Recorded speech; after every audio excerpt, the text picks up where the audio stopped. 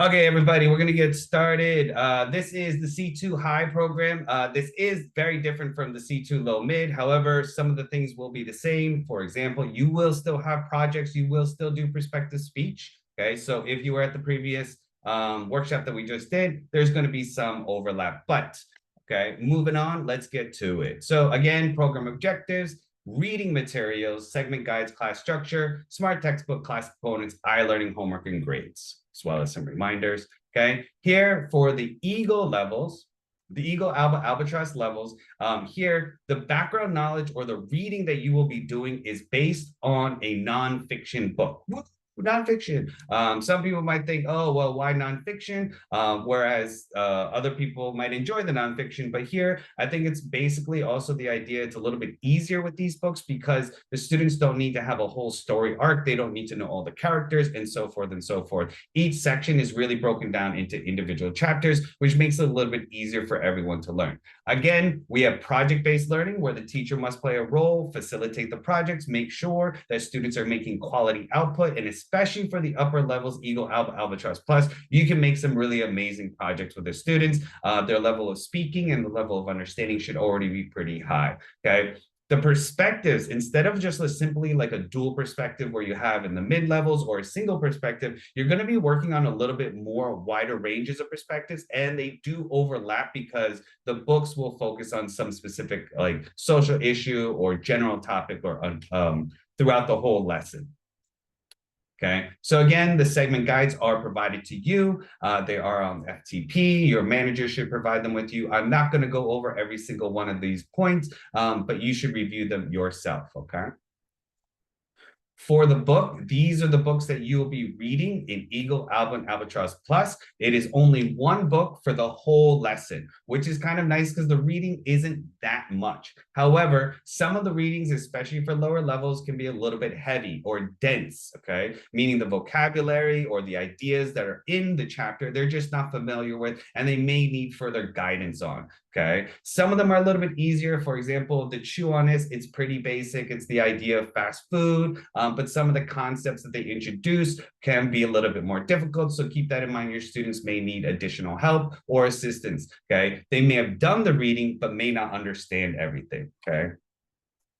You will have a reading syllabus, okay? Depending on what level or book that you're reading, I recommend that you post this up in your classroom as well as print out a copy for all your students. There should also be a copy in their workbook, but it does get a little confusing because, and it's a little annoying too, because depending on what year their book was published, the page numbers will be different, okay? So if you look here for the chew on this, there is a 2006 edition and a 2017 edition. There may be other updates to some of the other books, but this is just the one that I had a copy of. But here, this means that here for 2006, these are the page numbers, and 2017, these are the page numbers. This also becomes a little bit of a hassle when you're conducting the class. And just like in B1, when you have to have them fill in blanks or refer to certain page numbers, you're going to have both of them ready to go, okay? So it's a little bit annoying for that, but there's nothing we can really do because some students will have the 2006 and some will have the 2017, and whatever edition you have also might be different. So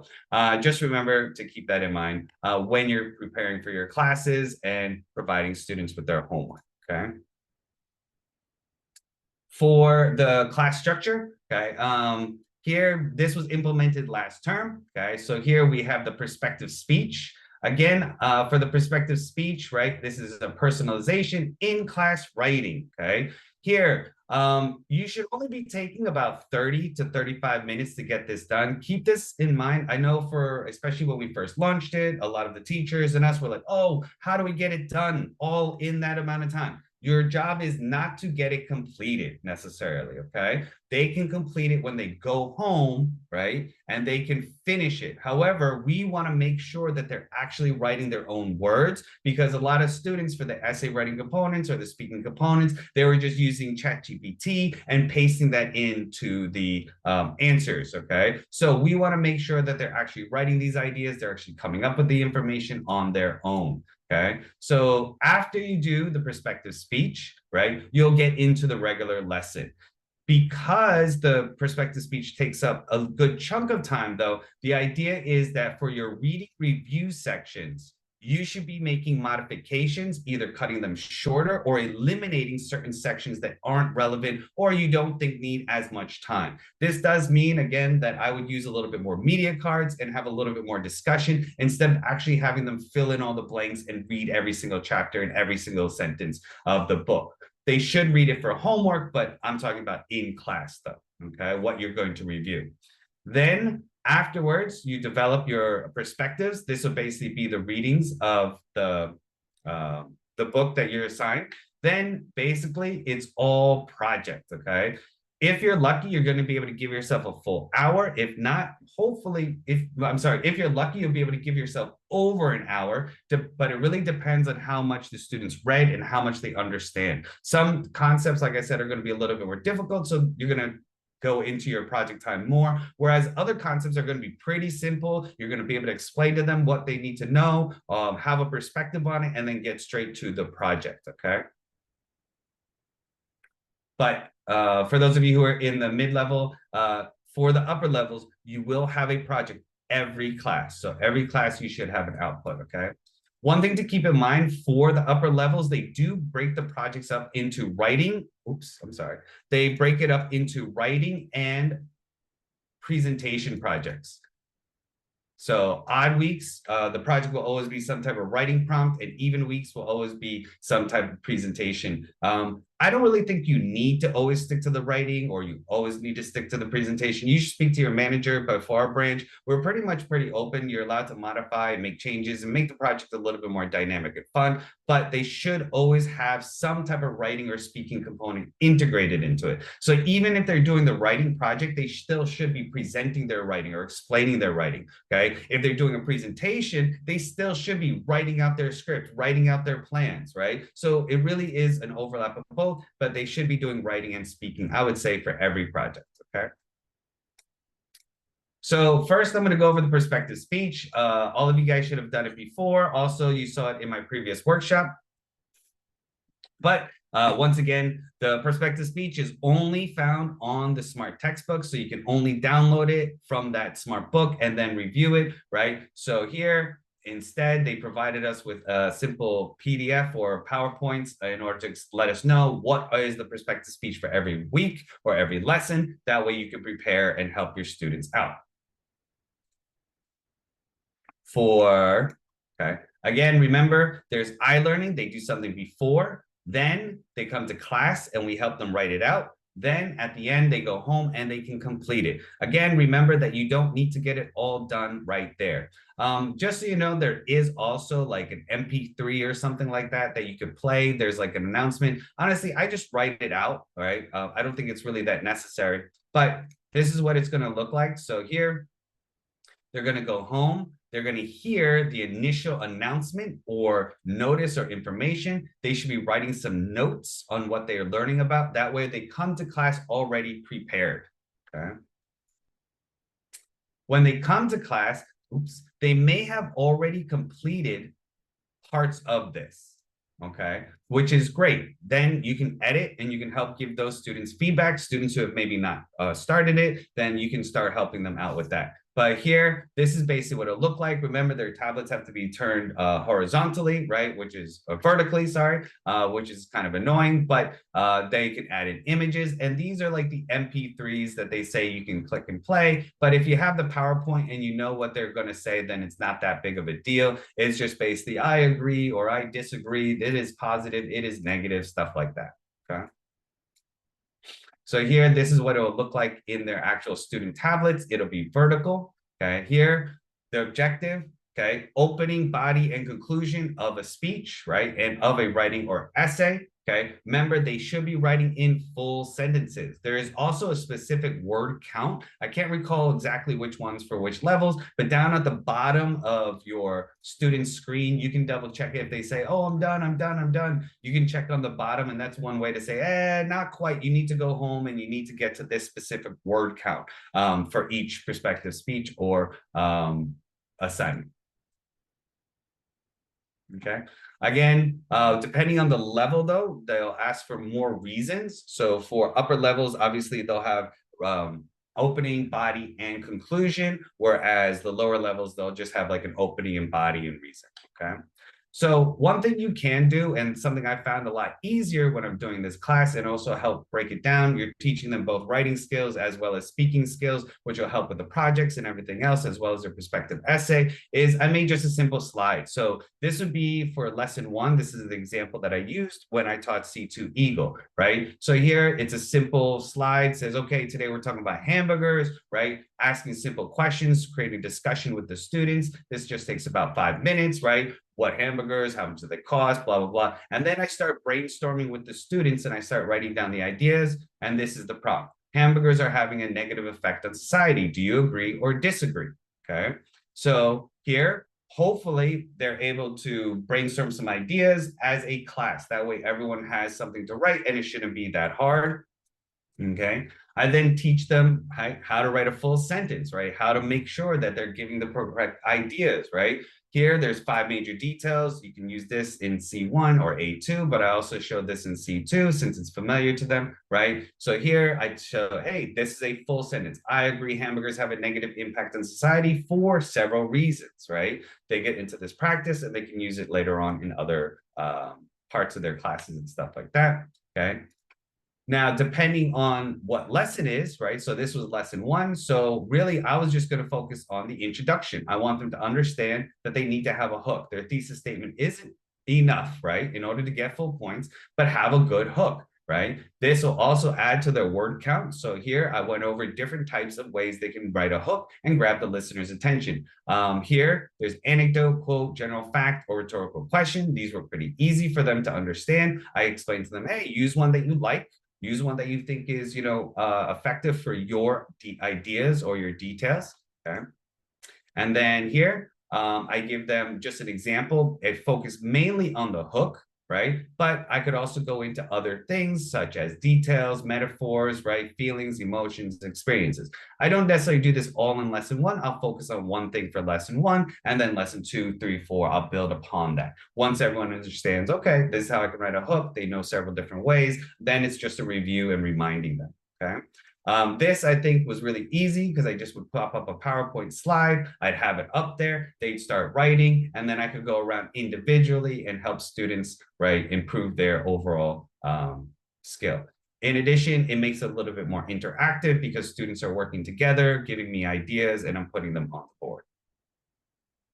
Okay. For me, also, this I felt like back in the day, there was like the research part for C2. And basically what I would do is I'd have students come up and they'd actually present their ideas. So using a PowerPoint. So it was kind of fun. So this is just an example of what I used to do. We will present about the uses of drones in our community. First, drones can deliver pizzas. This can help pizza companies to deliver faster to the customers. But no pizza company is using this idea yet. Second, drones can deliver beers. They attach a parachute to the beer. Then the drone will find the house. Finally, drones can chase tornadoes. It can be dangerous for people and are too fast for people. Still, drones are fast, and if they attach camera, they take picture in front of tornadoes. In conclusion, our team thinks that drone can be very helpful to community, and it doesn't always have to be. Okay, so this is a lower levels class, but it's the same idea. So I'd have them work on their openings, I'd have them work on their reasons and details, and then I would also work on their presentation skills. For the perspective speech, if once students get really good at this and towards the later lessons, I will have students actually come up and I'll say, okay, if you're done, or I might pick an individual student or two, and I'll say, oh, I really thought your first reason was really great. It's well developed. You really followed along. Or maybe even just, I really liked your hook and your anecdote that you put in there. I'd have them just kind of stand up. I'd show their answers up on the TV, and I'll say, can you just stand up and read your introduction or your first reason that you gave? Okay. You don't have to necessarily use the slides and stuff like that, but that was just a previous way I would do it back in the day. Okay. We will present about. Okay, just because some of you guys maybe were not in the C2 low mid, this is basically like similar to what they used to be graded on. I don't know what the exact grading rubrics is right now, but it's pretty much going to be the same thing. Do they have the content? Do they have a clear opinion? Do they have reasons? Are they speaking clearly? Do they speak, right? Do they make eye contact, hand gestures, body language? All of this stuff is considered part of their points when they're doing that perspective speak, okay? So here's just the examples again for those of you. Lawrence Evening News, I'm Lauren Lee. Tonight we have news of benefits of AR over VR. AR has drawn more attention to its benefits over VR. First, AR does not cut you off from the world like VR does. In fact, AR serves a better social purpose because it is shared experience. The game was praised for a social gaming experience. Another benefit of AR over VR is the accessibility for the average consumer. With VR brand namings charging upwards of $800 for these headsets. It can be as simple as downloading. Okay, so here they do it at home. They put on their camera. If you ever watch some of these, some of the kids are really goofy. They're really silly. And you're like, this is why you get like, you know, but these kids, this girl, she did a great job. She's got hand gestures first, right? She tells them she's making eye contact, right? And overall, I would say maybe she's speaking a little too quickly, but it's still, audible and I can still understand everything, so it's pretty good. Today, Sorry. All right, so I'm going to get into the actual lesson and the smart book. So here again, remember for the reading review, there's a total of 4 sections and they're divided up, okay? But you do not need to do all 4 sections because you just may not have enough time. So again, I would think more of my time to make sure I have, you know, plenty to go over the project and do everything I want there. So here they give us about 30 minutes to get this done. So roughly you can think about that. So just to give you an overview, there's like stimulus, concept, context, and project. And they're all color coordinated. So here, oranges are just stimulus. This is basically just topic introduction, get them thinking, right? And then review on what their perspective is or their thoughts are, okay? Here, then the green, this is going to be your concept context. This is all the information related to the actual reading, homework that they did, and the, you know, perspectives and topics that you're going to be covering. And then the blue pages are the project output, okay? Go. Let's go C2 Eagle. So if you notice, there's no specific topic, right? So here, stimulus, again, hamburger. The perspective speech kind of already introduces a lot of the topic, but here, what do you usually use or what do you usually eat at a fast food restaurant? What do you choose from? Here, this comes directly from the back of the book or some of the title pages or something, okay? And then they begin here. Again, heavy on discussion, heavy on media and images, right? Eat healthy. And then here comes your concept context pages, okay? So again, there's about 3 or 4 depending on each lesson, okay? The concept context pages. And basically it's very similar to V1 in the sense that it's asking a specific page number, asking multiple choices, and it's just basically asking for comprehension or understanding of what they read.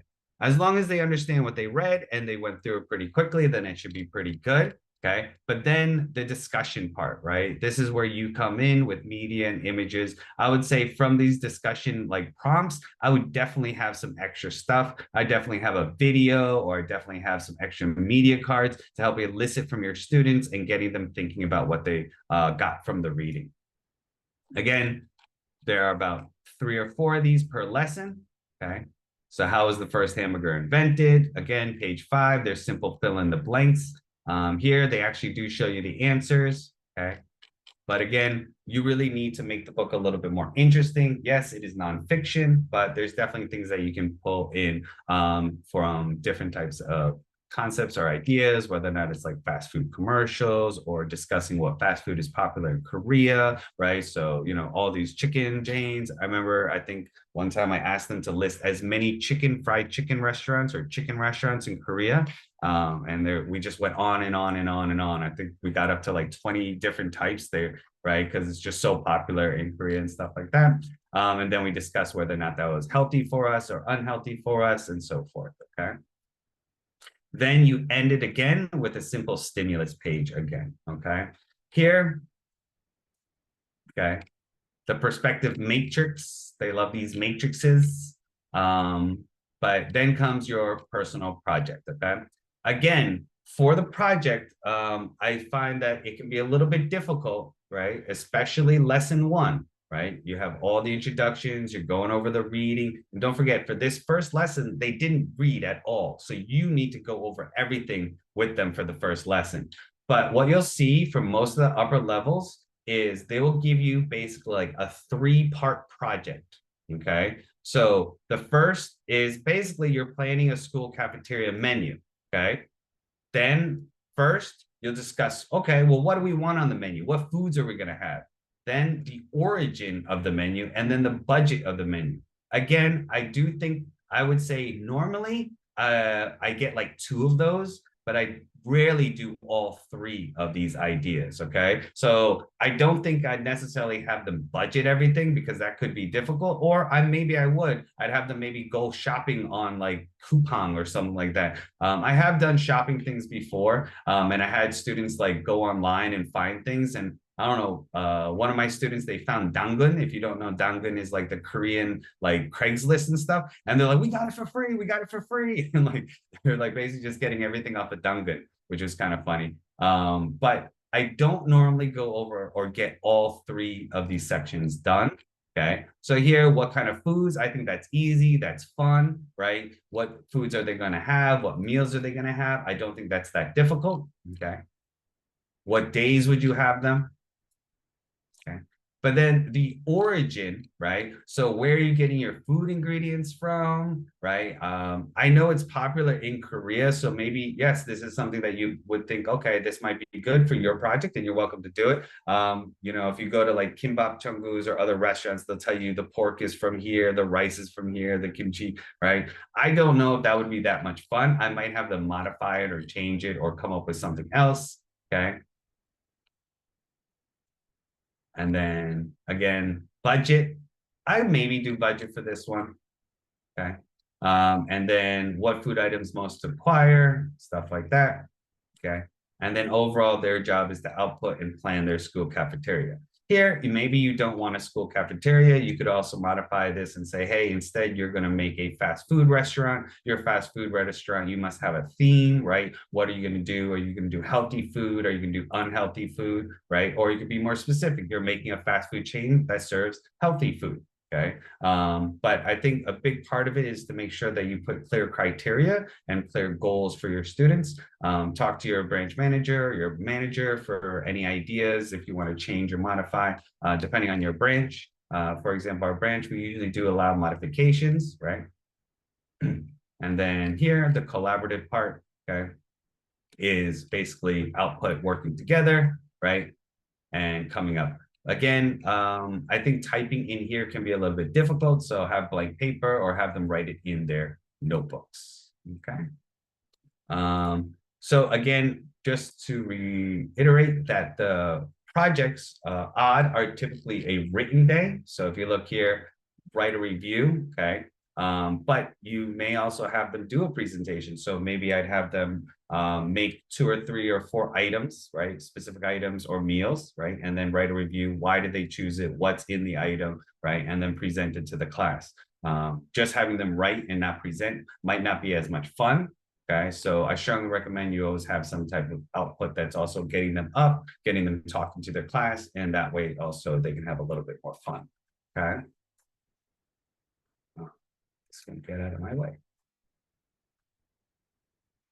So, Okay, so again, the main like meat and potatoes of the class will be the concept context and the personal project. Okay, something to help you though with the concept context and make things a little bit quicker. It used to be in the smart book and you used to assign it as like homework, but if you have your workbooks, so the student's workbook actually has this perspective exploration. Okay, so this is lesson one. And what this is here is when they read, they're just going to be looking for simple multiple choice answers. And this makes it just a lot easier and also help confirm that they're doing their reading. I wouldn't say it has to be like 100% correct. That's not really what we're looking for, but we do, you want to give them the correct answers. But the idea is like, hey, can you find how many McDonald's restaurants are there around the world, right? This way they get the idea of how big McDonald's, how big fast food is, right? When do people usually decide to buy fast food? So for each section, right? For each section, there are these simple questions that they can answer. It tells what page numbers, right? Page 4, page 5, right? And they can easily answer those questions. For lesson one, they won't have it done, right?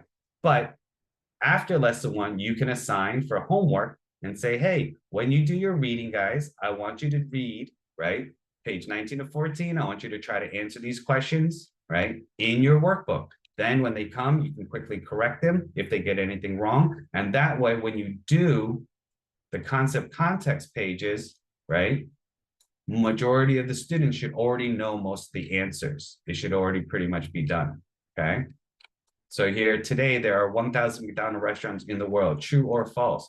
That is false, right? And that would have been the question. Or they would have known that question from question number 2, okay? I don't know what the answer is off the top of my head. Probably more than 31,000, okay?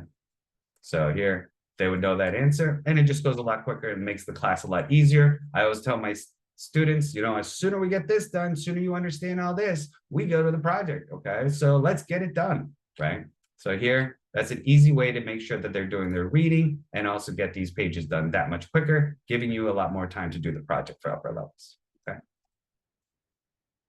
So again, remember for writing sections, you can do different types of writing, right? Newspaper articles, stories, stuff like that, right? Doesn't always have to be like an academic essay for the C2 program. So have some fun with it, get creative with it, okay?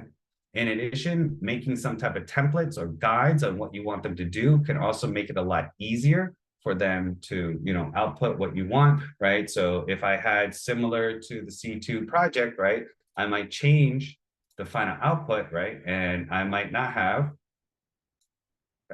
a cafeteria. I might say, create your own fast food restaurant, right? First, you need to create at least 2 or 3 signature items, right? That you'll have on your menu. I want to know the cost of it. I want to know what it has. I want to know why you chose it. I want to know who is going to be buying this, right?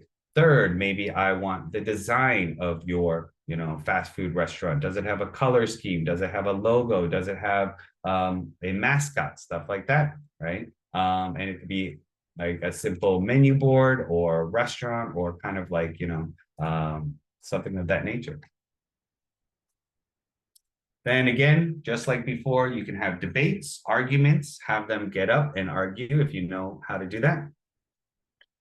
Have them design actual 3-dimensional objects, whether or not it's something like board games or whether or not it's designing a restaurant or a city or something of that nature. Okay. And then lastly, like I said, yeah, artwork is great, but remember, you're not an art class. Students should be using words and sentences in order to express their ideas, right? So for my projects, usually what I'll also do is I'll put clear criteria. Students must use a certain amount of vocabulary words in their presentation. That way they get to speak more and they have to work together in order to do that, okay? Here, my evaluation criteria is pretty simple. It's basically, I want my students to give peer-to-peer feedback. So instead of using whatever it is they used to provide us, here I use speaking, presentation, and creativity, right? And then the last thing I'll do is I'll also ask them, who do they think the best presenter was, right? The students will give a reason on why they thought that student was the best presenter. Usually, I'll bust their chops a little. So boys will pick a boy and I'll be like, oh, why? Just because he's a boy? And they'll be like, no. I was okay, well, why? And then they'll have to give me some reasons, whether or not they had a clear voice, whether or not you thought they were very funny or they did really good in their acting or were creative. All this type of information is helpful. Okay. You, as the teacher, should also give some feedback to your students. Let them know how they can improve. Okay. In addition, you should write notes on that for maybe their student comments, right? Whether or not somebody's a really strong presenter or somebody could definitely improve or is shy or improving. Oh, all right. Some students, presenting isn't the most comfortable thing for them. So just keep that in mind. Okay. This is pretty much already what I said. This is the perspective exploration, right? It is in their workbook. It used to be in the SMART textbook. It's not anymore, right? But again, I think this is a great way to sign it as homework, right? And that way they can do their reading and answer the questions while, right, they can focus on just key points of it and answer the questions, okay? One thing, though, that is different in the C2 High, because they have the book, they'll have something called Reading Navigator. It's really easy. This is what it is, okay? It's basically a really short activity. It's kind of like the perspective speech in a sense. I'm sorry, it's kind of like this, the perspective exploration. But I don't think students are really it's not as in-depth, and I don't think students are going to focus as much because pretty much it's basically just taking these answer bank and bringing them over and dropping them into it. And that's it, right? I don't think students are actually going to read the full sentence and try to understand what is happening.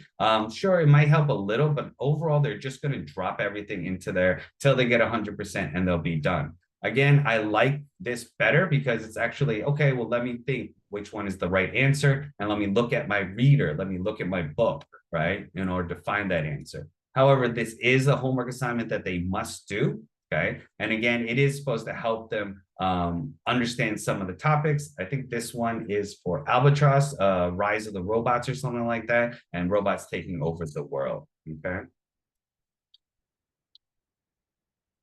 Other than that, again, this is basically the C-learning components, right? So you'll have to provide them. They have assigned reading every week. The reading isn't that long. It's only a few pages. So just remind them, hey, just do a few pages each day and you should be fine. The workbook vocabulary and perspective exploration, if you assign this as homework, okay? Remember, I would probably assign it. I think it's a great way just to make sure they're doing their reading and it's not that difficult. Then iLearning collocation vocabulary, Reading Navigator, and the perspective speech. Remember, the Reading Navigator is done before class, right? Perspective speech is done before, during, and after class. C-learning grades, weeks 3, 9, and 11. And then again, you review and practice, right? For the perspective essays, it should start lesson 7. However, you may want to start introducing that like immediately, especially in the beginning. Remember, for the upper levels, they are going to have a little bit more time. They're going to have about 30 minutes to write their perspective essays. So they should have a full essay, intro, body, and conclusion. Just because I said it in the other one, I'll say it in this one. If you don't know, in your workbooks now, they actually do have the perspective personal essays in the very back of the book, basically the very, very, very back, okay? They give you 2 examples, okay, that you can use in your class 7, 8, and 9, right? To help show them how, okay, an essay is structured and how they were going to use their own personal examples, okay? To do that, there's 2 examples. I do think they're also going to put it in a smart book. I think it's also there also, but this is nice because it's right there, right? Then you give them some paper and you can have them emulate or copy or, right, into their own notebooks or extra pieces of paper. And you can do this week 7, 8, and 9, especially you want to make sure you get them prepared for the final test. Okay. That's it. Any questions?